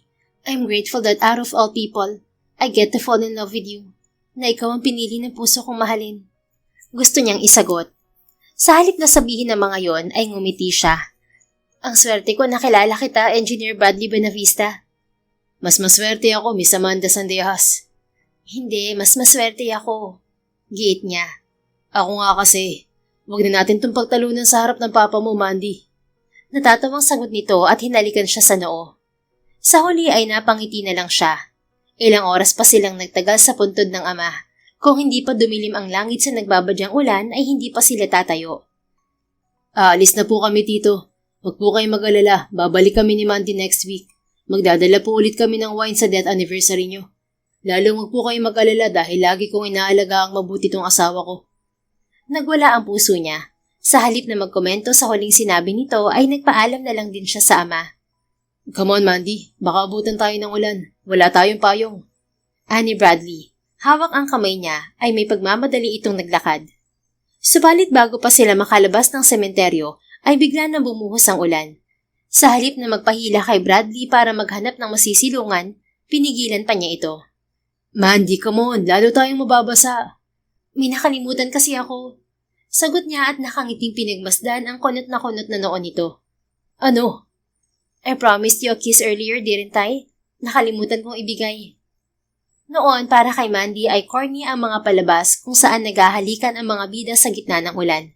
Subalit ngayon, habang nakatingin kay Bradley, ay gusto niya yung maranasan. Gusto niyang maranasan na mahalikan ng lalaking minamahal sa ilalim ng ulan. Kaya bago pa makapagsalita si Bradley ay tumingkayad na siya para paglapatin ang mga labi nila. Daman niya kung paano nabigla ang binata sa ginawa niya. Subalit agad itong nakabawi hanggang sa maramdaman niya ang kusang paggalaw ng mga labi nito. Sa gitna ng malakas na buhos ng ulan ay masuyo silang nagpalitan ng halik. Napilitan lamang silang maghiwalay nang umalingaw ang malakas na kulog kasunod ng kidlat. Shit, sweetheart. Basang-basa ka. Nag-aalalang sambit nito. Ikaw din naman, nakangiting sagot niya. Pareho silang natawa bago magkahawak kamay na tumakbo patungo sa sasakyan nito. Dahil pareho silang basa at walang pamalit ay nagmamadali na silang umuwi. Oh, bakit pareho kayong basang-basa? Tanong sa kanila ng ina ni Bradley na nasa lubong nila pagdating sa mansyon. Inabutan kasi kami ng ulan sa sementeryo, Mommy. Sagot ni Bradley sa ina. Sa lahat naman ng nabasa ay parang kayong mag-asawa lang ang masaya pa. Komento ng ginang. Namiss ko po kasi ang ulan, Mommy. Puro snow kasi ngayon sa New York. Di ba, mister? Sagot ni Mandy sa ginang bago bumaling kay Bradley. Come on, maligo na tayo para hindi ka magkasakit. Wika ni Bradley. Hawak ang kamay niya ay nilagpasan nila ang ina nito. Nasa gitna na sila ng hagdan nang marinig ang boses ng ginang. Bradley, iho, available ng mga banyo sa guest rooms. Isang tangong isinagot ni Bradley sa ina. Nagtaka man si Mandy sa sinabi ng ginang ay hindi na siya nagkomento. Take a shower now, Mandy. Ani Bradley pagdating nila sa silid nito. Ikaw, Brad. I'll shower in the other room. Ayaw mong sabay na tayo, mister? Pabirong tanong niya. Namula ang mukha ni Bradley. Mrs., kanina ka pa. Hindi na niya napigilan ang tawang kumawala sa mga labi. Siyempre, joke lang yun. Sige na, maliligo na ako. Kalahating oras ang nakalipas, tinutuyo na ni Mandy ang buhok nang pumasok si Bradley sa silid. Tulad niya ay bagong ligo na rin ito. Let's go downstairs, Mrs. I'll make us coffee. Akma siyang sasagot nang mapabahing siya. Agad na lumapat sa noo niya ang kamay ni Bradley. Medyo mainit ka, Mrs. Anong nararamdaman mo? Masakit ba ang ulo mo? Huwag kang OA, mister. Wala to. Bumuntong hininga ito. Anong wala? Baka bukas may lagnat ka na. Ang tigas kasi ng ulo mo kanina. Bakit? Hindi mo ba nagustuhan yung kiss? Matapang na tanong niya. Lumunok ito at namungay ang mga mata. Nagustuhan? Yun naman pala eh. Stay here. Kukuha kita ng pagkain at gamot, okay? Kinagat niya ang ibabang labi at yumakap dito. Huwag na, Brad. Dito ka na lang. Yakapin mo na lang ako para umokay ako. Baby, kahit ayaw din kitang iwan dito, I know you won't get okay with just my hug. You need food and medicine. Tila nagsirko ang puso ni Mandy sa lambing ng boses nito. Sige na nga. Bumaba ka muna. Gusto ko ng chicken soup. Yung luto mo. Okay, I'll make you chicken soup. May iba pa bang gusto ang misis ko? Yun lang. Alright, babalik ako agad. Magpahinga ka muna dito. Pinatakan siya nito ng halik sa noo bago lumabas ng silid. Samantala, pagbaba ni Bradley ay dumiretso siya sa kusina para ipagluto si Mandy. Thank you, Manang. Wika niya sa kasambahay matapos siya nitong tulungang ihanda ang mga sangkap ng lulutuin. Sigurado kang ikaw na magluluto, Bradley? Opo, Manang. Gusto po ng asawa ko na ako magluto. Nakangiti sagot niya. Nang iwan siya ng kasambahay ay ang ina naman niya ang pumasok sa kusina. Bradley, iho, what's that? Tanong nito paglapit sa kanya. Chicken soup, Mom. Request ni Mandy. Sininat siya dahil sa pagkakababad namin sa ulan. Sagot niya sa ina. Bakit naman kasi hinayaan mong mabasa kayo ng ulan, iho? Mukhang magkakasakit patuloy si Mandy sa ginawa niyo. Kastigo ng ina. Nakagat niyang ibabang labi nang maalala ang halik na pinagsaluhan nila ng dalaga. Si Mandy kasi, Mom. Bigla akong hinalikan sa ilalim ng ulan. Siyempre, itong anak mo, marupok. Ha? Hinalikan ka ni Mandy, anak? Yes, Mom. Napapaos na sagot ni Bradley. Hindi siya makapaniwalang gagawin yun ni Mandy. Hanggang ngayon, ramdam pa rin niya ang mga labi nito sa kanya. Bakit ginawa niyo ni Mandy, iho? Does it mean Mandy's already falling in love with you? Lumunok siya. Hindi ko alam, Mommy. Ikaw, ano sa palagay mo? Sa mga inaakto ni Mandy, gustong isipin ni Bradley na nahuhulog na rin ang loob nito sa kanya, na hindi na simpleng pagpapanggap lamang ang mga paglalambing na ginagawa nito. Umirap sa kanyang ina. Kung makapagsalita ka ay para kang walang experience sa babae, anak ka. Bahagya siyang natawa bago muling sumeryoso. I'm different with Mandy, Mom. I get nervous when it comes to the woman I love. Hay, iho, Buena Vista ka nga. Samantala, tila nang hina si Mandy sa mga narinig niya mula sa mag-inang Bradley at Vanessa Buenavista. Ilang minuto kasi matapos siyang iwan ni Bradley ay nagpa siyang bumaba si Mandy at sundan ng binata. Subalit hindi pa siya nakakarating sa kusina ay napahinto na siya nang marinig ang pag-uusap ng mag-ina. Woman I love? Anong ibig sabihin ni Bradley sa sinabi niya? Mahal niya ako? Hindi makapaniwalang tanong ni Mandy sa isip. At bakit gano'n na lang ang tanong ni Tita Vanessa sa anak niya? Kung makapagsalita siya, parang alam niya na hindi naman talaga kami mag-asawa ni Bradley. Patuloy na tanong niya sa isip. Muli siyang natigilan nang muling marinig ang boses ng mga ito. You better ask Mandy, iho. Anyway, do you need my help with that? Anang ginang. No need, Mom. Kaya ko na to. Gusto ni Mandy na ako magluto nitong chicken soup. Napalunok siya. Bago pa siya makagawa ng ingay at mapansin ng mga ito, ay maingat na umatras na siya at bumalik ng silid. Sa halip na maupo sa kama ay paikot-ikot na naglakad siya sa kwarto. Gusto niyang kalmahin ang puso niyang tila hinahabol ng kabayo sa bilis ng tibok. Bukod sa maraming tanong sa utak niya, hindi niya mapaniwalaan ang mga narinig niya mula kay Bradley. Napahinto lang siya nang bumukas ang pinto. Iniluwa niyon si Bradley dala ang tray ng pagkain. Mandy, Mrs. Akala ko nagpapahinga ka. Tanong ng lalaki. Lumunok siya kasabay ng lalong pagwawala ng puso. Hindi ako makapagpahinga. Ibinaba nito ang tray sa mesa at nag-aalalang lumapit sa kanya. Bakit? May masakit ba sa'yo? Hinawakan nito ang magkabilang braso niya. Inangat naman niya ang baba upang salubungin ang mga mata nito. Sinundan kita kanina sa baba, Bradley. Narinig kong nag-uusap kayo ni Tita Vanessa. Napaawang ang mga labi nito. Mandy. Hindi ko maintindihan, Bradley. Alam ba ng mami mo na hindi tayo totoong mag-asawa? Na nagpapanggap lang tayo? Yes, she knows it, Mandy. Alam niya na nagpapanggap lang tayong mag-asawa. Na hindi tayo totoong kasal. Everyone in the family except the kids knows that we're not really married. Ano? I'm sorry, Mandy. Nagsinungaling ako sa'yo. Hindi totoo yung sinabi ko sa'yo na pipilitin akong ipakasal ni Mami pagbalik nila sa Amerika. Sinabi ko lang yun sa'yo para mapapayag kitang magpanggap na asawa ko. Bakit? Bakit mo ginawa yun, Bradley? Pumungay ang mga mata nito. Dahil mahal kita, Mandy. I did it because I'm so in love with you. And I want you to love me back. Gusto kong magkaroon ng tsansa sa'yo. Gusto kong magkaroon ng pagkakataon na paibigin ka. At alam kong magagawa ko yun kapag napapayag kitang magpanggap na asawa ko sa harap ng pamilya ko. Tila pansamantalang huminto ang puso niya sa narinig. Mahal mo ko? Kailan pa? Weeks after our divorce, I realized I've fallen in love with you, Amanda. Pagkatapos mo umalis dito sa apartment ko, pakiramdam ko kulang na ang buhay ko. Nawalan ng kulay ang mundo ko. That my apartment suddenly felt different without you in it.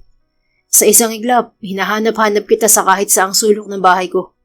Kahit sa pagpikit ko, ikaw ang mukhang nakikita ko. At first, I can't accept that I've fallen in love with my best friend. So I tried to fight my feelings. Sinubukan kong labanan ang nararamdaman ko sa'yo dahil ayoko masira ang pagkakaibigan natin. Because I know you won't fall in love. Namuo ang luha sa mga mata ni Mandy. Kaya ba ang dami mong babaeng i-dinate nitong mga nakaraang buwan? Puno ng pagsisisi ang mga matang tumango ito. Sinubukan kong ibaling sa ibang babae ang nararamdaman ko sa'yo. Sinubukan kong iwasan ka, kaya madalas akong umalis ng New York. Pero wala, Mandy. Kahit anong pigil ko, kahit anong iwas ko, hindi ka na mawala-wala dito sa puso ko. So that night when you called me in the hospital, that's when I finally decided to stop running away from my feelings. Tinanggap ko na ikaw ang babaeng para sa akin at gagawin ko lahat para makuha ang puso mo. Para matutunan mo ako mahalin. Para mapasakin ka. I'm sorry for the lies I made, Mandy. I'm just really desperate to make you fall in love with me.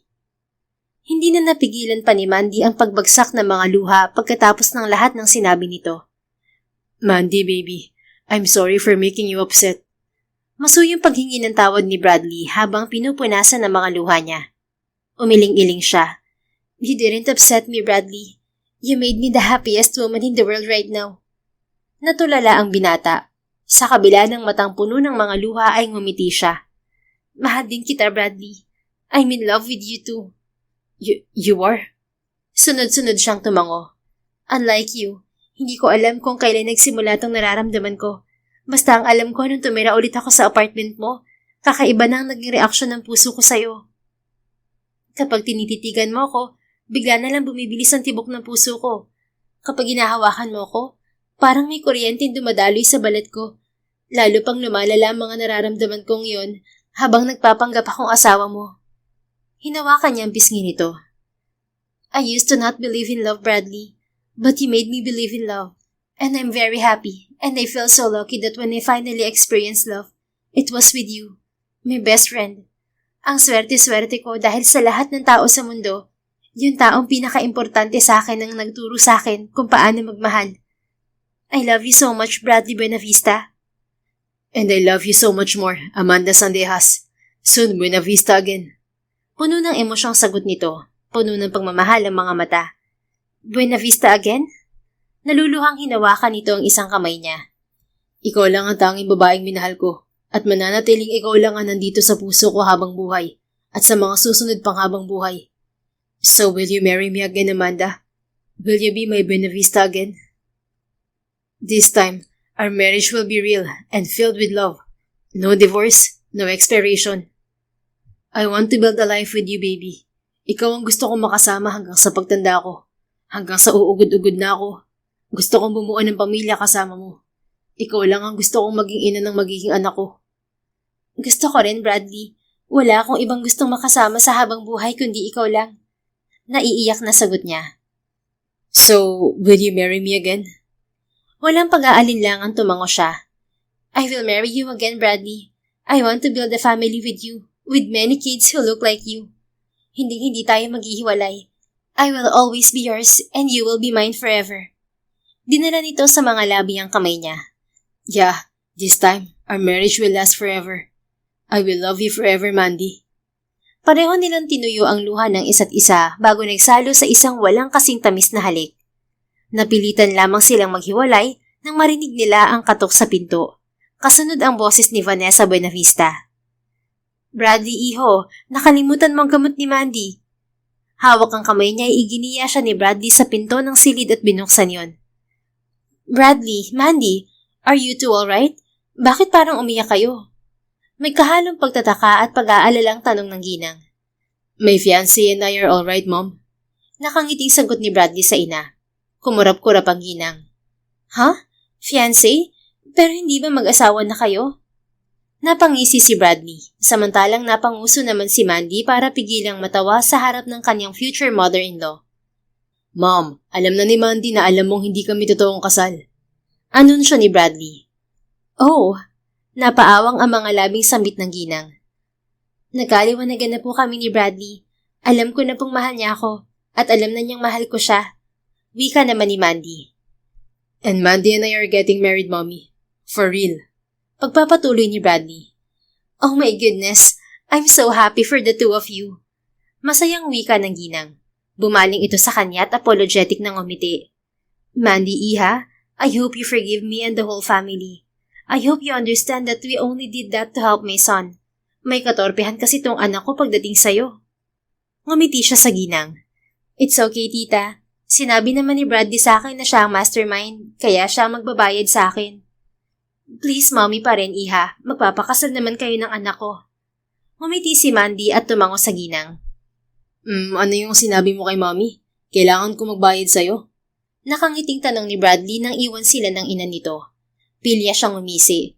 Oo, magbabayad ka ng maraming kiss. Natawa ito at masuyong sinapu ang mukha niya. Kahit araw-araw pa ako magbayad, walang problema. I love you, Amanda Sandejas. My best friend, my soon-to-be wife, my forever. I love you, Engineer Bradley Buenavista. My best friend, my ex-husband, my soon-to-be husband, my forever. 3 linggo lang ang nakalipas bago sila bumalik ng Amerika ay naganap ang pag-iisang dibdib ni na Bradley at Mandy. Kahit na mabilis ang paghahanda ay nabigyan siya ng engranding kasal ng lalaking minamahal. Kompleto sa pagtitipon ang buong pamilya ni Bradley. Pagbalik nilang dalawa sa New York ay muling pinakasalan si Mandy ng asawa. Bukod sa ilang kamag-anak ni Bradley na nagtungo sa Amerika, dumalo ang mga katrabaho nila sa espesyal na seremonyang yun na ginanap sa Central Park. 2 taon matapos ang kanilang kasal nang magdalang tao si Mandy at ipagkaloob sa kanila ni Bradley ang kanilang unang supling. Sa buong pagsasama nilang mag-asawa ay biniyayaan sila ng may kapal ng 4 na malulusog na anak. Naging maligaya ang pagsasama nilang mag-asawa sa piling ng isa't isa at kanilang mga anak. Hindi pagsasawa ang ibahagi ni na Bradley at Mandy sa kanilang mga anak na kung paanong ang simpleng pagkakaibigan nilang mag-asawa ay nauwi sa habang buhay na pag-iibigan. The End. If you enjoyed this story, please don't forget to like, subscribe, comment, and share. Your support helps us reach more people and spread the love. Thank you for tuning in, and we're looking forward to seeing you again soon. In the meantime, please take care and may God bless you always.